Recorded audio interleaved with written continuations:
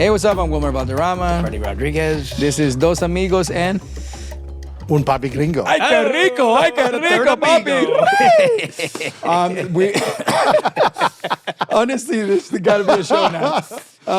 So in the last part, we had just started talking about your book. Yeah. And I am grateful that you wrote this one because there is so much about making money that is daunting, that is scary, that is a hard conversation to have with oneself. There's a lot of fear that comes with that. It's attached to a lot of wounds that we have. So make money easy, create financial freedom, and live a richer life. Again, available everywhere that you read or listen to your books.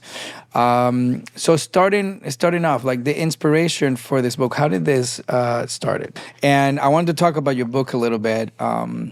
Make money easy, create financial freedom, and live a richer life. I kind of subliminally already know what this book is about. Yeah. I love that you chose green. I love the title. Can you tell us a little bit about the inspiration of this book and how you derive it to be this? Because money robs people of their joy. Money, if you have a wounded relationship with it, robs people of rich relationships, a rich life, and their joy. And a lot of us chase money to feel safe. But so often we still don't feel safe with the money we have, or we feel like it's still not enough. And when I made my first $1 million, I remember being more upset and angry than ever because I still didn't love and accept myself. And I thought the money was going to make me feel something different. I thought like I hit that number, like, I don't know, something's going to unlock for me. And it didn't. Right. I just knew how to make money, but I didn't know how to create a sense of peace within me. So money didn't give me peace. It didn't give me a sense of inner freedom. Momentarily, it gave me options to solve certain things, but it almost created a bigger wound for me because when I was broke living on my sister's couch for a year and a half in Columbus, Ohio, when I was 24, no one was reaching out for me to ask for money or anything because I didn't have anything to offer. Wilmer gets asked every day by someone for, hey, can you connect me to this person? Can you give me a loan? Can you give me money for this? Can you fund my project? He's had that for 25 years since he's been, rich and handsome and successful, right? Yeah, the handsome part is really exactly. yeah, the more handsome you are, the more they want from you. It's like, but when I started making money, kids from high school, college started coming out and saying, hey, can I get some money or can you work on this project with me? And I was like, this doesn't feel good. You're not my friend. Like, you didn't talk to me for 8 years, and now you see I have money. You're asking for something from me because I have this thing. That doesn't feel good. So it's almost like the wound expanded inside of me. And it exposed the other stuff you hated about society. I didn't like it. And I was like, oh, man, I feel like I'm getting taken advantage of in a whole new way. Yeah. And not valued for other things. And so most people, I've done a lot of interviews with billionaires, people who have sold huge companies, wealth experts over the last 12 years for my own learning. And a lot of people wanted this information because so many divorces end out of money arguments. So many problems in relationships end because of money frustration. Again, people are not in alignment around money when they're in relationship with each other. And that causes friction. That causes just a feeling of stress and pain and tension and all these things in our nervous system because we don't communicate about money. And each one of us has a money story and a money personality style. And when you're in relationship with a friend, they have a different money story and personality style. Your parents, different one. Your spouses, your kids. Everyone has a different money story and money personality style, how they choose to interpret. And I'll just ask you guys this question, and I would love to hear both your responses. Imagine for a moment, money is in the form of a person. Money, the idea of money, all the things mixed up around money is in a person's body. And that person walks through the door and sits down right there. What is your initial reaction or response to that idea of money if they sat right in front of you right now? What would you initially, and I want true honesty here, and I'm going to share some different examples. But money walks in the door, it sits down. How do you think? How do you feel? What do you say? What do you not say? I mean, and this is like my younger self speaking because immediately went there. Like, Yeah. how do I validate myself to earn a conversation with them? Interesting. That's interesting. Like, how do I show enough color, enough pizzazz, to feel like I can speak that language, like I can speak whatever that language is, and not because I need it, right? Not because I need the money, not because I want the money, but because I have this yearning, I want to be accepted for understanding it. Interesting. Wow. What's the first initial response? My first initial response, I think, with me, I had children at a really early age, and I was married at an early age, and so I had the sole responsibility of being my family's provider. And so my relationship, a lot of pressure, a lot of weight, tons. And so my relationship with money has always been try to be the best at what you do because your family's existence depends on it. Man. And so I came into town and I tried to freaking kill every audition, every job I ever did. You hustled. I approached it with such fervor and such focus and intensity because my family's existence depended on it. Interesting. Yeah. And that energy showed up in almost probably every moment, in every interaction, unconsciously, with people maybe you met. You're trying to get introductions. Maybe it wasn't even thinking, how can I gain something from this? But you're like, I need to deliver at all times because my family depends on it. And probably both your parents had the same mindset as immigrants of like, we got to survive, and the weight of like month by month bills. 6 months bill, we don't have that. We got to figure out next month now. And I can't take a sick day and I can't do, it's like. It's so crazy you're saying that because here's the thing.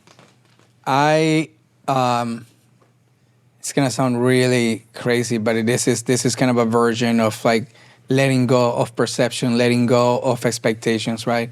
The moment that I stopped looking at my bank account, the more I never worried about the light staying on. I just knew I had to get up in the morning. I had to show up. Yeah. Right? Like, but the moment I took the pressure of knowing how much I had in the bank, all of a sudden, the refrigerator had food. Isn't that crazy to think about the simplicity and the power you can take away from the perception of how much you have, which also dictates what the status, or what you can afford, or what you want in life, or whatever. Like once I divorced that, once I kind of got rid of the how much money do I have in the bank, like how much do I have left. By the way, how much do I have left in the bank? Because it's two things: how much money I have and how much money I have left. Right. Yeah. It's two different perspectives, right? How much money you have left is like I'm gonna be running out. So there's an urgency to do other things that are not within what you're gonna be, because you gotta put more in it. Yeah. And the other one is how much, for me, not knowing how much money I had in the bank, gave me this freedom that I never had to worry about the number. But I'm telling you, it's really hard to say because you people are building their budgets and they're building how much do I have for rent, how much. But the moment I let go of that, and trust me, I came from a very humble start with my family. You know my story, and all of you guys have heard the story. But the moment I just kept looking ahead of me, the less worry I had about the refrigerator and rent. So was it a sense of faith, maybe? Like faith, but also like trust. I trusted. The word you said is once I created freedom, then I stopped worrying about it. And that is the whole thing. Most people don't feel free around their relationship to money. Right. And if you don't feel free, you are trapped or you're a prisoner to it or you're scarce, your energy is clenched or I was fervorously like going after it, whatever it is. It's like, I was chasing it. I was like running away from something, chasing it. Like I had that same energy. And you can create a lot of financial success, but not have financial freedom. 4 years ago, I was living in the building in Century City, and it's during the pandemic. And I went off for a road trip one weekend, and I came back. And it's probably the most expensive building in LA, like apartment building. And you know, Matthew Perry was in there. Like I saw Jim Carrey at a place in there at one point. It's Avenue like of Stars, right? Yeah, Avenue of Stars. You know what I'm talking about. Oh, yeah. And it was every day is freaking Maserati. It was the most expensive cars in the valet, and just wealth. The building just smelled of wealth, right? You didn't know where the money came from sometimes, but it was a lot of money in there, and celebrity, all that stuff. And I drove back from this road trip one day, and in the valet, as I'm pulling up, there's a white tent out front in the parking garage, like out front. And I said to the valet attendant, I go, someone didn't jump, did they? Making a joke. Someone did what? Jump. Oh, And he said, yeah, they did. And I thought he was joking. I was like, Wait, what? You just playing? So Are we playing? I was just like, wait a minute, what? I've lived in this building, I've seen these people seem fine, and they have tons of money. And as I went down the rabbit hole and researched it, the guy who jumped was worth like $500 million. Whoa. And, you know, I'm not here to understand his whole life story or whatever, but he was very well known. He was in the industry, executive produced a lot of movies. And it was the day after Father's Day. And the more I read about it, he was estranged from his teenage son. He didn't have good relationships. He was doing, I later found out he was doing drugs and alcohol and all these different things. I'd seen the guy a couple times. He looked normal. He looked fine, happy. But inside, the money didn't make him happy. It wasn't, you know, there was no amount of money, it sounded like, $500 million, didn't make him want to save his own life. Right. So he had financial success, but he did not have freedom. And the freedom comes from healing. If you're out of alignment, there is a deep pain inside of you. Yeah. Emotionally, spiritually, psychologically, relationally. If you're out of alignment, that means there's a wound somewhere. Yeah. And if you're out of alignment, you're scarce around money. You're chasing it. You're you're looking to see how much you have left. Can I speak about it confidently in front of someone, or will I be judged? You're in a disalignment with yourself around money. Can I speak about it at all with people? Am I afraid to talk about it? Can I pay for people, or do I feel like they're going to take advantage of me? How is my relationship? Am I the one who always pays? I'm assuming Wilmer always pays and picks up the tab, right? Because he has. I feel so seen. But he has abundance. He has success. And he's probably he's a very generous guy. It doesn't mean there's something wrong with that. Yeah. But I always pay too. And it's hard for me to let people pay for me. No, that's tough. It's hard for me, but we're blocking the flow of abundance. We're blocking the flow of generosity from another if we don't allow people to give us gifts or pay for us even once in a while. Oh, that's interesting. And if you want freedom in your life, gratitude and generosity is the gateway to abundance. And so if we're always being grateful and generous, but we're not allowing others to also appreciate us or say, hey, I really acknowledge you, Wilmer. I really acknowledge you, Freddy, for what you guys have created here. That's interesting, yeah. And if we just say, oh, no, it was nothing. Even our energy of don't worry about it. Really say, thank you. And just allow the flow of generosity, of gratitude, to not just be one-sided, you giving all the time. Because we're givers. We're gonna pay, we're gonna take care, we're gonna be responsible, we're gonna be providers. I'm guilty of that. I was so guilty. And it doesn't mean my dad went broke twice. Just giving. Just giving. And it doesn't mean we have to be, someone has to match our generosity. It doesn't mean because I'm going to give, I'm going to pay for a year, you have to pay for a year back. But allowing someone to give. Gratitude and generosity is the gateway to abundance. Yeah, but Wilmer, you're like that to an extent. Wilmer's so, and you know him, right? Very generous. You're so generous. Giving. But not only with, I'm not talking about money. When you say with sexiness. you're so generous with your sexiness. Yeah, exactly. No, you're I give up so much sex appeal. You're so giving and generous with everything, and I'm not talking about financial. Yeah, of course. Your heart, your soul. Yes. Your everything. And I notice that sometimes when it's reciprocated, sometimes you sort of you don't receive it in the way that you have earned it. Yeah. The way that you deserve it. And I noticed because I'm the same way. So I'm like, oh, shit. So why do you think that is for both of you? Why do you think you block the love or the generous I think words? that I can say that we both come from not a very privileged platform. We weren't given. We weren't set up to like win, right? We were entering a world that everybody calls it lucky if you make it, right? Yeah. There's nothing lucky about what we do, Yeah. right? There's nothing lucky about, and we talked about it in your show. If I remember back in the day, we were talking about the word luck. Luck to me is like an excuse for the lazy, right? The moment you say you're lucky, I mean, you just open the loss of possibilities that it could also go the other way. If you're lucky, I could be unlucky. Yeah, I could also be unlucky, or like I'm lucky and I didn't earn it, right? So I'm like, nah. I mean, so I think the point is that I'm trying to make is that when I was given so much by, God, opportunity, the roadmap, the road that I traveled. And I've been in every phase of all my friends and family and everybody in my life. I've been in every phase that they were. Yeah. And now being at this place where I can provide and I can share it and I can, I can create environments for people to enjoy. I feel like it's me having to give it back. And it's, Of course. and and it's like, okay, I received it, so I give it back. I received this, so I give it back. And in many ways, I said in many ways, is how the blessings have kept coming.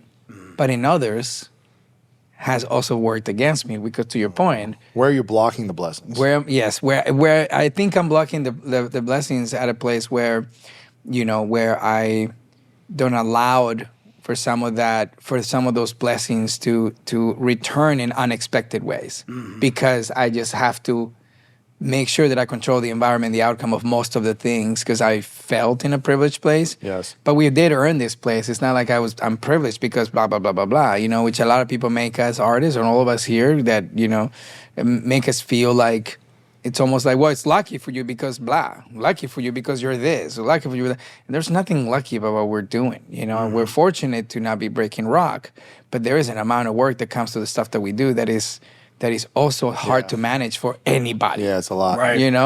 But I don't know. For me, that's kind of where Interesting. where it's tough for me to receive because I feel like, I gotta give it back. I gotta give But it back. even like, okay, I'll give an example. His birthday just passed, right? Yeah. What is it? March? No, January 30th. Okay. Yeah, it's just like a week after mine, and we're all in here like, are you gonna have a party, man? He doesn't celebrate himself. No. Yeah. And it's like his own people had to be like, you're getting funny. a damn birthday party, So funny. and Yeah. we're gonna celebrate you because it's your day, and a way for everyone to show gratitude. But he's so like, nah, It's so interesting because I never celebrated any of the success. I never celebrated my birthdays either for another reason growing up. But Martha, she comes from a Mexican family, and it's like It's a party for everything. every week there's a freaking birthday or there's Las Mañanitas. There's something being performed. Listen, man, Celebrating the you're- littlest things. You're in Latin culture now. But it's Yeah, in that's how like we do we it. went to lunch just to celebrate the book launch. I'm like, okay, I would never do that for myself. I know. But I'm like, okay, like we'll go to lunch. Yeah. And she was like, and I'm buying. And now it's like our money. I'm like, okay, you can buy, but it's like, it's coming out of the but same it was allowing the act of generosity from my wife to say, hey, we're gonna go to have a lunch. It doesn't have to be some crazy big thing. We went to Cheesecake Factory because I'm like, where do you want to go? I don't care where we go. Right. And she bought. And I was just like, okay, I'm going to allow this, hour and a half interaction with her family to have fun and be a moment. It doesn't have to be some massive big thing, but allow the hard work to come back. But how does it block your blessing, though? By you refusing that, how does it block the Because blessing? generosity is part of creating abundance. And so is gratitude. These two things match together. So if you're saying, don't express your gratitude to me, you're blocking that flow of someone giving to you, that energy. And if you're blocking the generosity as well, okay, I want to pay for your lunch, right? If I want to pay for you, if I say, no, I got it myself, you're blocking money literally from coming to you. Physical money, you're saying, no, I don't want you. So imagine if there's a person is money and you say, I don't want you today. I don't want you. I'm good. I'm good. You're saying, get away from me energetically and physically. Oh, my brain is melting right now. You're literally Louis, saying, that's you're so literally, great. You're Making getting so schooled. much sense. You know what I'm You're saying? getting schooled, It's bro. making and you so say, much and sense. then here's what we do as providers, as overachievers, as workers. Yeah. we get resentful when no one gives us anything because we're like, we're always giving to our family and our friends, and then people stop offering. Right. Because we say, no, I got you. I'll get take care. No, I appreciate you. I got you. Don't worry about it. I got you. Don't worry about it. And then it's like 10 years goes by and we haven't allowed anyone to give. We've blocked the blessing from others. But it's a very hard thing. The last 2 years, I've had to learn this because I was blocking it myself. So this is just as much for me. It was like, I need these exercises. I'm wearing a watch. My friend gave me this watch on my 40th birthday. I never bought a watch. I never wore a watch before. And for 6 months, I didn't wear the watch. Because I was like, I don't want to be flashy. I don't want to like wear money on me. I was just like, I'm a simple guy. And I was like, I'm blocking the flow of abundance. Someone gave me a gift and I'm essentially saying, I'm just going to put it in a safe and just hide it there. Like, as opposed to appreciating the value of exchange. He gave me a gift. Let me appreciate it. Not just by saying thank you. Let me use it. Let me enjoy it. Let me wear it. Let me appreciate it. When we appreciate something or someone, it or they appreciate and value. If we don't appreciate our spouse, it's probably going to depreciate in value. And they're not going to show up for us as much. They're going to be angry, resentful. Why don't you ever say how nice I look? Or why don't you ever say thank you? If we depreciate something, it will not appreciate and value magically. So I was learning this for me. I was like, I need to learn to appreciate this. I need to enjoy it, not just hoard my money. I was afraid to go back to my sister's couch for the last 15 years. I had millions in the bank, but I wouldn't spend it on me. I lived in a 2-bedroom apartment for 15 years. Because I was like, I'm good here. I don't need to expand. I want to have more money in the bank as opposed to a sanctuary like Wilmer has. I was like, I'm happy in a 2-bedroom apartment. Like, I don't need more. It's okay. But do you need a speakeasy? I do need a speakeasy. This is nice. No, the speakeasy is so necessary. So it's learning how to create the expansion of the environment within us. It doesn't mean, let me go blow my money. Or blow a relationship or overextend myself. But how can I expand my capacity in my nervous system and my soul to give, appreciate, and receive more? And look, this is why this book is so important. It really is like phase one of carving your path to your success and your personal success, identifying where you're going to go by having a healthy relationship of being free to make the money as opposed to be a prisoner to have to make it.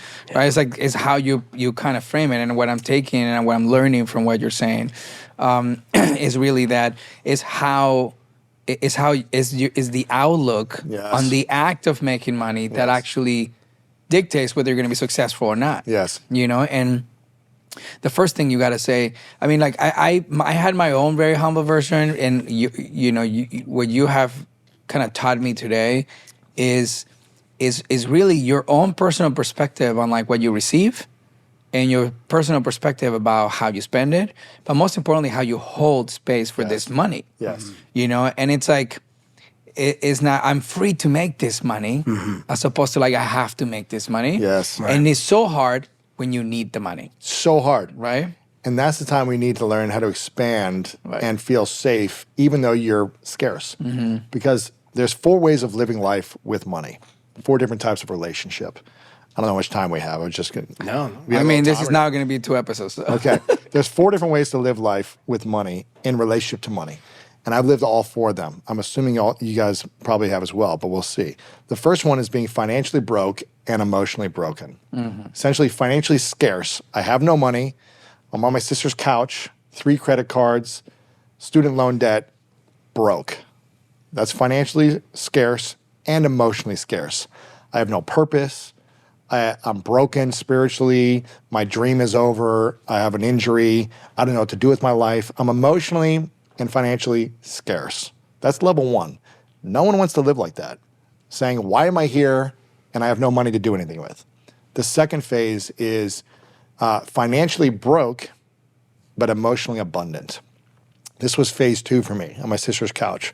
After about 6 months of feeling depressed and sad and down on myself, I was like, how do I get off this couch? I need to start creating a game plan. I need to find some mentors, some coaches. I need to address my fears and start overcoming those fears. Once I start overcoming these fears, one of them was learning how to read and write, literally. because I had a poor reading level all through school. So I wrote a book, my first book, self-published. I found a mentor who was a writer, and he coached me on how to write a book. We wrote it together. I gained confidence, I gained skills, I overcame a fear, and that gave me encouragement. And I felt more abundant. I was like, okay, I can do this.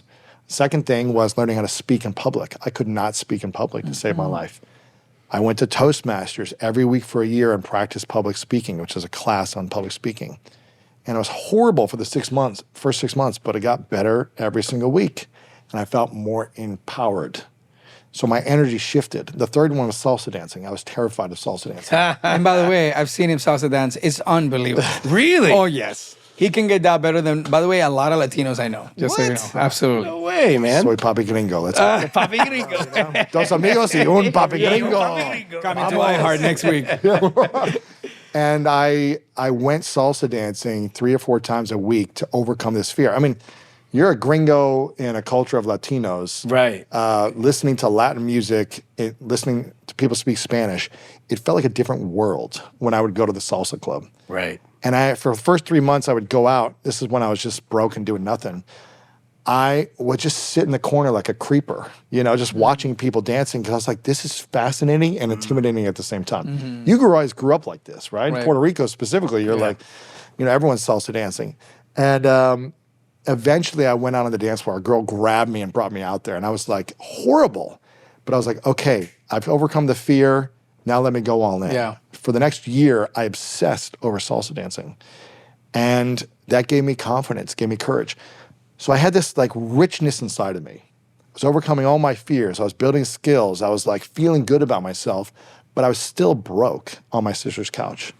So that's level 2. Emotionally abundant, feeling empowered, financially scarce. The third level is financially rich, having success financially, but emotionally scarce.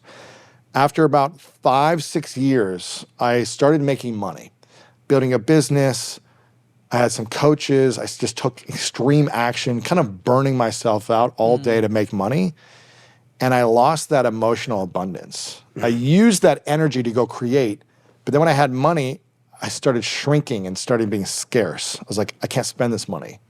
I was anxious around the money. I was worried about it. I didn't want to lose it because I didn't want to go back to the couch. So that abundant energy shifted into scarcity, even though I had financial richness. And that was the level 3. And that's almost the worst level to live, because you have money, but you're emotionally poor. Also, it's pretty scary because if you forget how you made the money because you let go of that other side, Exactly. How do you get back to it, right? It's like, Now, the 4th level is getting to a place of financial freedom, whatever that looks like. It doesn't need to be millions of dollars, but you feeling like I'm good with my money. I'm not living month to month. Yeah. I feel like I have some flexibility, some options. And I have financial peace, but I also have emotional peace. I have emotional abundance. And that takes practice. So these different levels of being broke financially and broke emotionally. Broke financially, abundant emotionally. Rich financially, emotionally scarce. Yeah. To having money and being emotionally abundant. It was a journey of like learning, growing, healing. First it was like, I need to make money, so let me just work really hard and make it. And then it was like, I need to feel good about myself, but I have the money. It was all these different levels that's one of the reasons why I wanted to write this book, because I was like, I have this money, but I made less one year, and something happened inside of me where it made me feel anxious. Right. So every year until 3 years ago, for like 15 years, I made more money than the year before until 3 years ago. And it did something to me. And it was part of the reason why I wanted to write this book, because I was making more money, but I was worried about the number increasing every year. I don't know if that's something you've ever felt like, if I didn't do as well, then something's wrong with me. Right. Or what do I need to do more?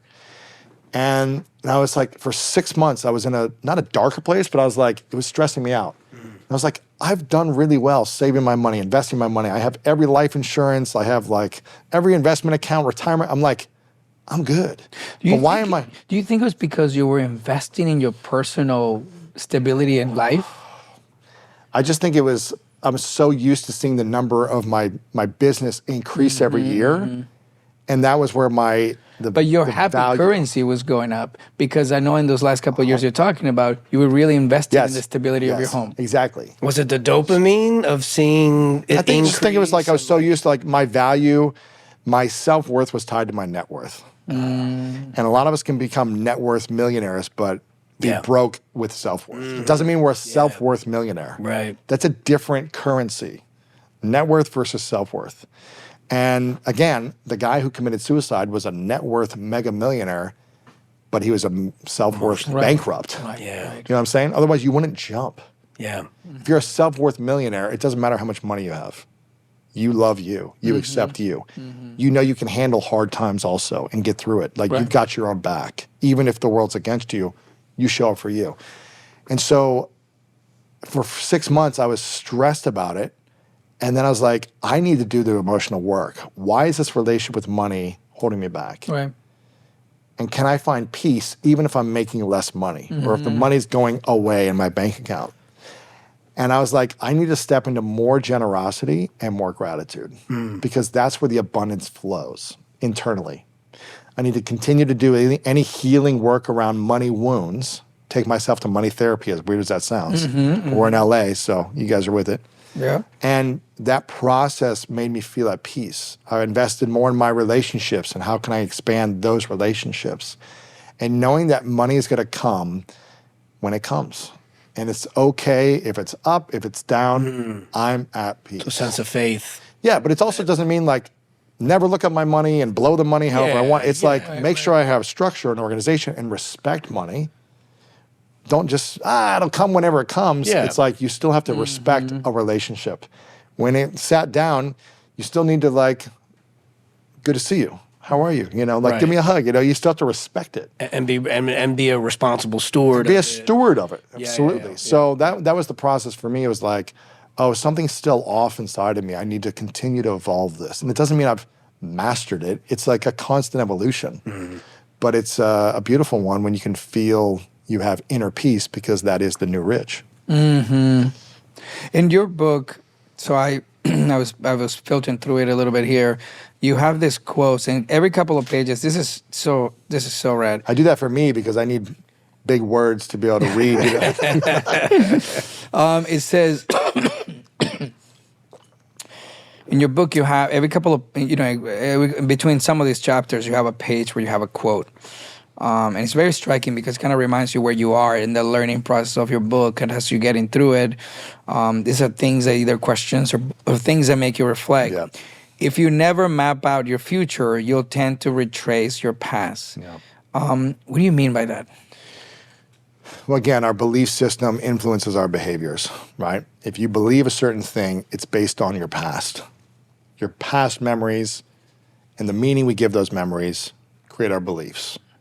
And our beliefs are only from our past. So unless we shape a new future, a new vision, that the next project I create, I'm going to give full effort and I'm going to appreciate the effort in the process. And it doesn't matter the results. Right. Sure, I want this result and I can be a little let down if it doesn't hit it, but I'm really going to celebrate the day-to-day effort of how I showed up. And that's what's going to matter for me in the future. Right.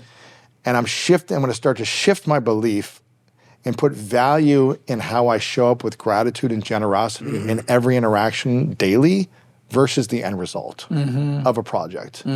Even though I know it takes 2 years to do lots of projects and all this time and energy and money, Right. I'm going to shift my past way of being and believing because my behavior influences the results and reacting to, that's good. And I'm going to start saying, you know what? Me showing up, adding value, coming up with my creativity, engaging with my team, appreciating my life, appreciating my spouse, being there present as a father, that's where I'm going to place my value. That's And the amazing. results, if I'm on the red carpet this week or not, it's okay. Right. If I'm number 1 on Netflix or number 3, it's okay. Right. Right. And putting my value in the daily act of gratitude, generosity, appreciation, giving, receiving, presence versus the result. We're shaping a new behavior and mapping a new future, and then we can draw that future closer to us. Right. we can start bringing it into us now because we're believing and behaving differently. Or you were going to say something? No. You're saying, it's funny because the conversation we we're having earlier, you're saying to put the value on who you are as a person as opposed to the value coming from how many zeros. Yeah. It's hard to do. Right. Because if I can go into comparison mode, if I wanted to, I could be like, I know I'm adding a lot of value in the world. Why is my bank account not reflecting it when someone might be doing some trash stuff and they have a lot more money? But I'm playing a different game when I go into that space versus the value is the impact. The value is in being creative.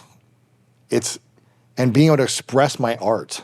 It's not in the amount that Netflix or Apple or Disney paid me for the value. Right. That's it's just so hard to do. Yeah. Right. When you could compare and ask your friends, oh, you made that much for this thing? You made that much? I should be making, it's like the ego goes quickly into, why didn't I make that much? Is it because I'm an immigrant? It's like going to all these things. Yeah, you could definitely Am I not pretty enough or talented enough or this?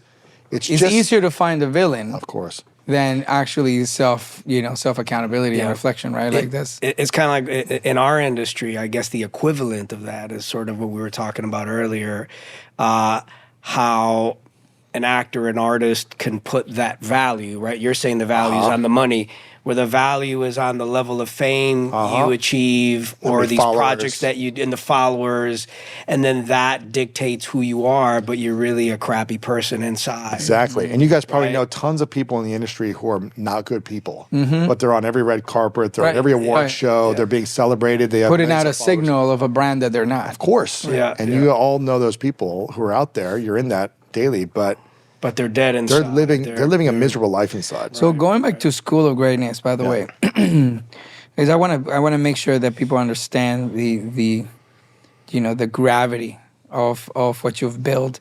With School of Greatness, you've obviously explored some of the most incredible minds. And I was talking about earlier that the world went from listening to these great conversations to them being like, Louis, you heard enough of this thing. You've practiced enough of it, and you're also what do you think? Is there a conversation that, or who was? I know everyone probably asks you the same thing. What's your guess? What's the one guess? But is there an episode where you yourself was like, I either I learned something. I mean, you always learn something from every guess. But I guess the big question is there been an episode or a guess, in where you saw either some of yourself in them, and you felt like, oh my God, I get this person at a different level because I'm seeing myself. There's two guests that come to mind. Well, I mean, again, there's lots of great guests, but there's two moments. One was interviewing Kobe. Oh, yes. That interview was unbelievable. Which was just a cool moment for me. I guess it was like 6 years ago. So it was a while ago now. But it was just a cool moment to see someone of that much fame and success and accomplishment, at least with me, be very present and very genuine. When he had just won an Oscar, 6 months before then. He just retired. He retired. He won 5 NBA championships. He had all the money. He sold some company for like hundreds of $millions, like Body Armor, some water company. I mean, it's just like win after win.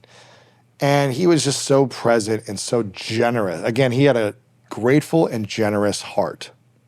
So the session felt abundant. You know what I'm saying? He was present with me. He was grateful that I was there to interview him when I was still like kind of up and coming. It wasn't like big, right? And he was grateful and he was generous, and he created abundance in the moment through those two things. That energy, he could have been, hurry up, not looking at me. He could have been like, let's go. Like, I got it hard out in 20. And create a really scarce energy, but he created abundance through gratitude and generosity. That energy amplified a message that inspired so many people around the world. It impacted me personally. I'm still talking about it 6 years later from the moment of gratitude and generosity. So that was a really cool experience, which reminds you that it doesn't matter how successful you are, you could be a jerk to someone and create a horrible moment. And our life is made up of moments, and the meaning we give those memories. That's our life. And what Moment, people walk away from, right? Like from you, right? It's like it. this. It's moments and the interpretation of these memories. That is our life. That's all we have. Yeah.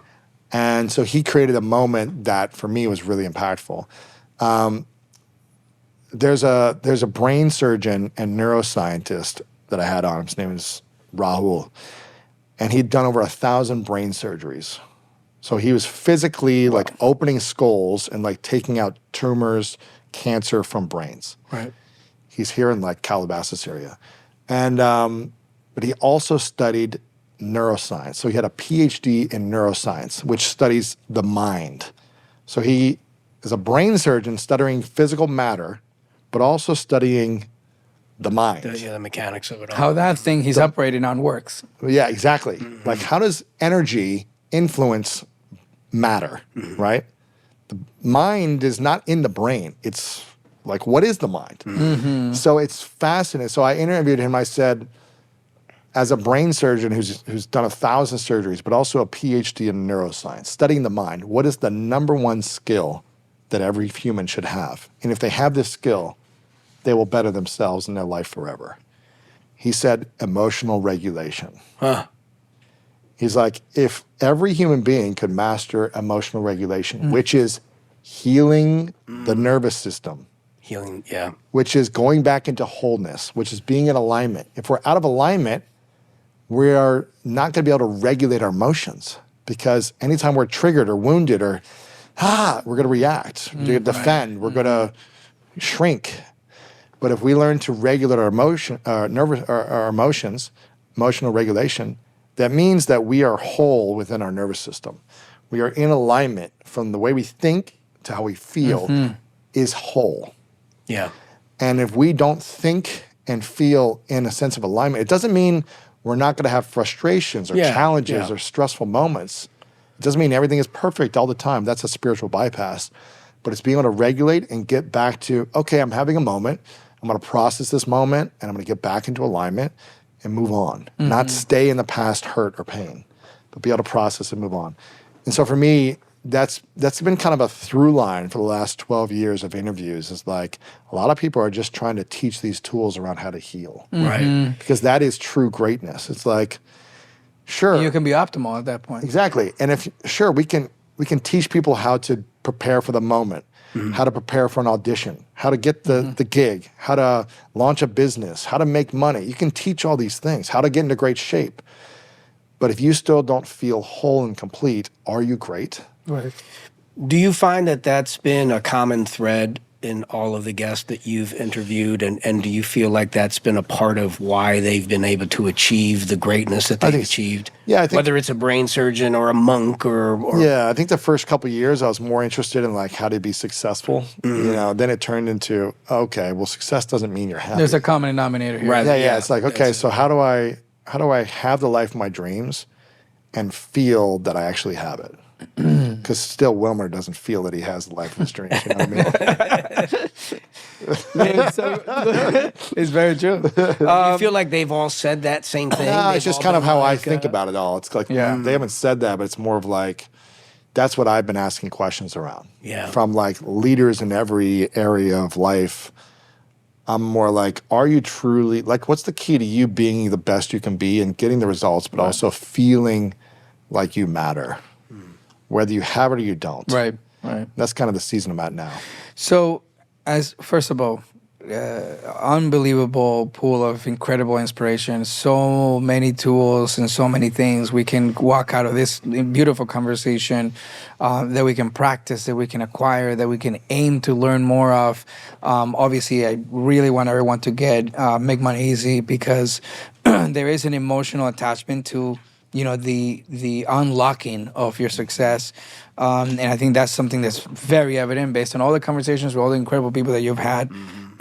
So you've had so much success in the last decade and a half. You have built something that has not just inspired the world, but has probably made a lot of people very successful, And as you look ahead, you look at the world in front of you, what's next for you? You know, what is that you picture next, right? Like you asked us about, you know, if money rolls in here, like, how do you prepare for that? How do you talk to it? But you, Louis, how do you look at the future? And he says, where do you want to go next? What's next for you? And do you have that picture? Prime time talk show. That's right. No, my vision is to serve and impact 100 million lives every single week to help them improve the quality of their life. Mm-hmm. That's the vision I have for myself. How can I show up today and do the best I can to serve and reach 100 million lives this week? Mm-hmm. I'm not there yet. That's been my mission for the last 12 years. Yeah. I haven't reached that goal, And the reason I'm doing a podcast is because it's the best avenue to be able to reach that many people in this season. If there's a new tool or a new avenue, like I'm open to that avenue. Right. It doesn't. The mechanism I'm not attached to. Yeah. The mission is what I'm committed to, and that is service. Uh-huh. And that is serving people where they're at to help them overcome their challenges. There's no greater joy for me. That is my art. How can I create a piece of content and speak to one person who's listening or watching to unlock something in them where they feel a sense of peace and freedom in their life where they once felt blocked. Mm-hmm. And you guys get to do this through art, through movies, TV, music, whatever it might be, podcasts. You guys express yourself that way to give people a lesson, a story, something to unlock with them of relatability, to hopefully create some type of freedom. Mm-hmm. And that's the way you guys do it, in many other ways as well. But that's my art. It's how can I be the example and continue to be on my own journey and serve the best way possible. Now, in my therapy and coaching sessions today, I ask my coach, what are men at 70, 80 years old, 50, 60, 70, 80 years old, what are they struggling with? What is their Achilles heel? What is the thing that gets them in trouble? Mm. And I'm more thinking about my future self every day. Right. How can I make sure I'm preventing anything that I could put myself into pain? It doesn't mean I'm not going to make mistakes and I'm not going to have challenges. Mm-hmm. Life's going to throw things at me. But how can I set myself up now that 50, 60, 80-year-old me says, I'm so glad you woke up early. That's so powerful. 'Cause so many people ask you this one question: what would you tell your younger self, or you think your 10-year-old self, or your 5-year-old self? I ask my future self this question. That's so much better. I'm Matthew McConaughey myself. I say I'm chasing the 10-year-old version of me. That's my hero. I'm never going to be my hero. That speech that he did at the Oscars. Yes. But I'm thinking 20, 30 years out, and I'm asking my therapist who coaches uber successful men in their 50s, 60s, 70s. I'm like, what are they dealing with? And a lot of it is, their marriages are broken because they were chasing success. Their kids don't hang out with them. They hurt them, whatever it is. And so, okay, how can I continue to evolve myself spiritually, emotionally, my health, so I don't get overweight and have to deal with some horrible disease when I'm 70 and then be a burden, right? It's like, how can I show up my best version? It doesn't guarantee everything's gonna be okay, but it's setting myself up for greater success. So I'm thinking about that. But my own personal dream is Los Angeles Olympics in 3.5 years. Oh, yes. Just being an Olympian. Because when I was on my sister's couch 16 and a half years ago, I had a full arm cast on. I broke my wrist playing professional football. I was in a cast in this position for 6 months, sleeping on my sister's couch. I was 24. And 24, turning in 25. So when I turned 25, it was in 2008, the Olympics in Beijing. And I just got my cast off. And I was kind of depressed and down, sad that I wasn't going to be able to play football anymore. This was my life, my dream. Imagine never being able to act again. Right. That's what happened to me. And my identity shattered. And I was just kind of depressed. What do I do with my life? I have no other value. I have no other talents. What can I do? And at 3 a.m. in the morning, Beijing Olympics, 2008, the sport called team handball comes on. You watched a little bit of the highlights before you came in. Yeah. And I go, where has this sport been my whole life? Huh. And I was like, this is the thing I was meant to do. Why do you think it resonated that way? Because the way the athletes were performing, I was like, I have those skills right now. It's like running, jumping. They're tall guys. They're like throwing really fast, hard. Like, And it's like, but it's like soccer with your hands. Soccer with your hands. And I was like, I can do this. I played baseball. I played basketball. I played football. I was like, this is built for me. And a dream planted in my soul 16 and a half years ago. Now, as a kid, I always wanted to go to the Olympics, but I didn't know how. I wasn't good enough in track and field. But when this happened, one tragedy struck and a dream started. And I moved to New York City 2.5 years after that to go play with a team in New York City. I made the club team. 10 months later, as I moved to LA, I remember the exact moment. I was backstage at Jimmy Kimmel. I got like an invite to go backstage to watch Jimmy Kimmel. And I was fresh in LA. It was like, I'll do everything, you know? It's like Hollywood. I was like, at the bar. Exactly. Yes. I wasn't on at Jimmy Kimmel, but I was like, I had like a backstage thing to like go back there. And I got an email that said, you've been selected on the USA national team. I'm getting chills thinking about it. I got this email and I was like, the dream was like coming alive because I was taking the action steps for years. And we never qualified for the Olympics because you have to win the Pan American Games. And we haven't qualified since 1996. So I played for 8 years and I kind of gave up on it because I was like, no matter how good I get, the whole team has to be great to qualify. It doesn't matter if I'm the best player in the world. We may not qualify. So I haven't played for 6 years. The last time I played, I was on the USA team in Brazil, playing against the Brazilian national team, 2019. And I was like, I think I might be done because there's no path. But then we got the bid for the Olympics. Right. And if you're the host country, every sport has an automatic qualifier. Right. But this was like 10 years out. And I was 35, right? And I was like, man, 10 years is a long time. And then COVID happened. Then I tore my Achilles, and I was just like, I think I might be done. But then I went to Paris to watch the Olympics to see. I was like, I need to see if this dream is inside of me. So I flew to Paris. I watched handball, and it was alive. Oh my God, it was boiling. You're like, I'm still that guy. Yeah. I'm still that guy, but do I have what it takes? Sure. So for the last 8 months, I've been training and rehabbing. And next month, I'm going to Spain for a month to play with the pro team. And moving to Spain for a month. Now it's still 3.5 years away. It's a marathon.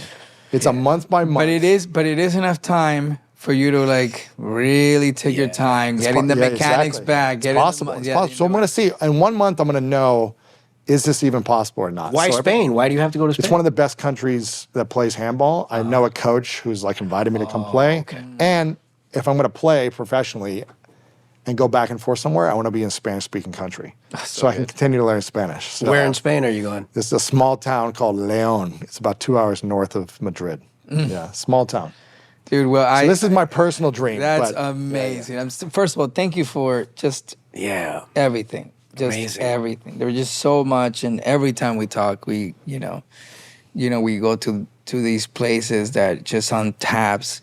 One of the things that I'm absolutely 100% going to continue to dwell on is what do I want to be and what do I want to be able to say when I'm 65? Like I'm gonna start building towards the happy 65-year-old version of myself, which starts as soon as I'm done here and go upstairs and passionately kiss my wife. Exactly. It's like I'm gonna start with that one, and I'm gonna say, "Hey, baby, you're the best daughter in the planet." There's just so much that wakes up in me on that. So also celebrating yourself for all the little wins. Yeah.